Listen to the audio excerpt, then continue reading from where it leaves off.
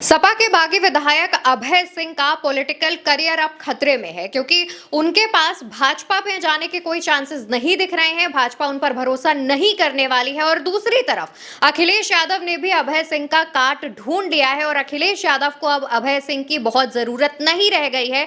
ऐसी जानकारियां भी सामने आ रही हैं। इसी बीच हमारे साथ चंद्रकांत जी मौजूद हैं, उनसे हम इसी मुद्दे पर चर्चा करेंगे। चंद्रकांत जी, क्या वाकई अभय सिंह की जो राजनीति है वो अब खत्म हो जाएगी? बाहुबली अभय सिंह उस एक बेल्ट का एक बड़ा नाम है, विधायक हैं, लंबे काफिले में चलते हैं, लेकिन अभय सिंह के लिए राजनीतिक तौर पर एक बड़ा संकट खड़ा हो रहा है।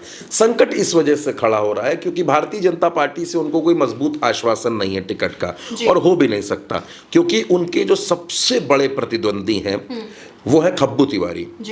इंद्र प्रताप तिवारी उर्फ खब्बू तिवारी उस सीट से विधायक रह चुके हैं। उनकी पत्नी अभय सिंह के खिलाफ चुनाव लड़ चुकी हैं। तो अब भारतीय जनता पार्टी को यह तय करना है कि वो किसको टिकट दे। अगर वो खब्बू तिवारी का टिकट काटती है तो उस पूरी बेल्ट के ब्राह्मणों में नाराजगी हो जाएगी और खब्बू तिवारी कहीं ना कहीं से टिकट जरूर हासिल कर लेंगे। तो भारतीय जनता पार्टी ये रिस्क नहीं लेना चाहती। तो यानी वो भाजपा में भले ही अभय सिंह को सुरक्षा मिल गई, अभय सिंह लोगों से मिल रहे हैं, बीजेपी के नेताओं से मुलाकात करते हैं, मुख्यमंत्री से मिलते रहते हैं, लेकिन टिकट का आश्वासन भारतीय जनता पार्टी की तरफ से उनको नहीं है। दूसरी समाजवादी पार्टी, जिससे वो विधायक बने अभय सिंह, राज्यसभा चुनाव में अभय सिंह ने क्रॉस वोटिंग कर दी। अखिलेश यादव बहुत नाराज हुए।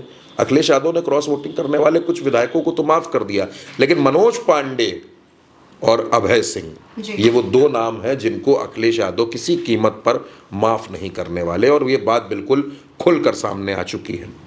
अभय सिंह के लिए अखिलेश यादव ने एक और नई मुसीबत खड़ी करने की तैयारी कर ली है। इस क्षेत्र में आनंद सेन यादव रहते हैं। आनंद सेन यादव विधायक रह चुके हैं। कहा यह जा रहा है कि अखिलेश यादव आनंद सेन यादव को गोसाईगंज से चुनाव लड़वा सकते हैं। इनके पिता मित्र सेन यादव इस बेल्ट के बड़े नेता हुआ करते थे। उनको कामरेड कहा जाता था। मुलायम सिंह यादव के समय के नेता रहे, सांसद रहे, विधायक रहे और बड़ा बड़ा मजबूत नाम थे। मतलब आप ये समझिए कि अयोध्या, फैजाबाद और बाराबंकी का जो हिस्सा है वहां पर बेहद प्रभावशाली नेता थे। उन्हीं के बेटे हैं आनंद सेन यादव। अब गोसाईगंज का समीकरण कुछ ऐसा है कि यादव, मुस्लिम, क्षत्रिय, वर्मा, लोधी, धोबी, तमाम जातियों का जो पीडीए कॉम्बिनेशन बनता है वो 2 लाख वोटों के आसपास है। और साथ में आप जोड़ लीजिए आनंद सेन यादव की लोकप्रियता, यानी कि हर पैमाने पर आनंद सेन यादव वहां मजबूत नजर आते हैं।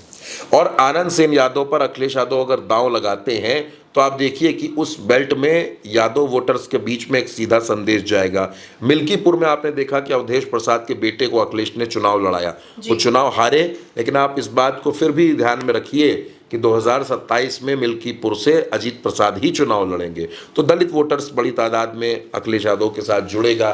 देखिए, इस वक्त अखिलेश यादव एक एक सीट की मॉनिटरिंग कर रहे हैं और वो ये भी देख रहे हैं कि फला सीट पर फला जाति को टिकट देने से आसपास की 3 सीटों पर इसका क्या असर पड़ेगा।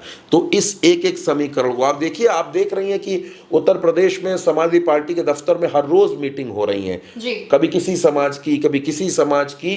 तो अभी से अखिलेश यादव ने तैयारी शुरू कर दी है, और क्योंकि एक एक सीट की मॉनिटरिंग हो रही है इसलिए इसमें समय लगेगा। हो सकता है इस पूरी प्रोसेस में 6 महीने का वक्त लग जाए, लेकिन किसी भी सीट को ऐसे ही टिकट नहीं दे दिया जाएगा। तो अब उस पैमाने पर जब देखा गया गोसाईगंज की सीट को कि भाई अभय सिंह को वहां हराना है, अभय सिंह अगर चुनाव लड़ते हैं तो उनको हराना समाजवादी पार्टी का मकसद है, तो ऐसे में कौन प्रत्याशी हो सकता है। तो आनंद सेन यादव क्योंकि वहां पर काफ़ी सक्रिय रहते हैं, प्रभावशाली भी हैं और लगातार समाजवादी पार्टी को मजबूत करने का, समाजवादी पार्टी की नीतियों को पहुंचाने का वो काम करते रहते हैं। इस वजह से ये कहा जा रहा है कि आनंद सेन यादव एक मजबूत दावेदार है और अखिलेश यादव उनके नाम पर मुहर लगा सकते हैं। आनंद सेन यादव के नाम पर मुहर लगने का मतलब ये होगा कि अभय सिंह की राजनीति जो है वो खतरे में पड़ेगी, क्योंकि फिर अभय सिंह क्या करेंगे, किस पार्टी से चुनाव लड़ेंगे, कहाँ से वो चुनाव लड़ेंगे, खुद चुनाव लड़ेंगे कि पत्नी को चुनाव लड़ाएंगे। यानी देखिए, मैं वैसे भी हमेशा इस बात को कहता हूँ, दर्शक इस बात को जानते हैं कि 2027 का जो चुनाव होगा ये बहुत से लोगों की राजनीति को तय करेगा, बहुत से लोगों के राजनीतिक भविष्य को तय करेगा। ये तय करेगा कि आने वाले समय में क्या कुछ होने वाला है और क्या कुछ हो सकता है। तो ऐसे में अभय सिंह की राजनीति पर आनंद सेन यादव कितना बड़ा संकट बन सकते हैं, ये इस बात का अंदाजा दर्शकों को भी होगा।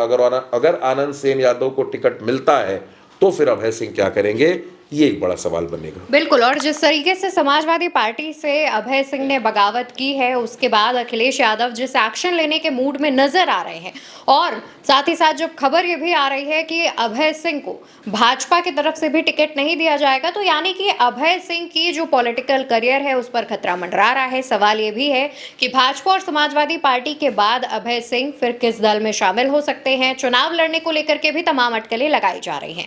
देखना होगा कि अभय सिंह क्या फैसला लेते हैं, और दूसरी तरफ अखिलेश यादव अभय सिंह को सबक सिखाने के लिए क्या नया फरमान सुना सकते हैं। फिलहाल आप क्या सोचते हैं, आपकी क्या जानकारी है, नीचे कमेंट सेक्शन में बताइएगा, और भारत एक सोच को सब्सक्राइब करना बिल्कुल मत भूलिएगा।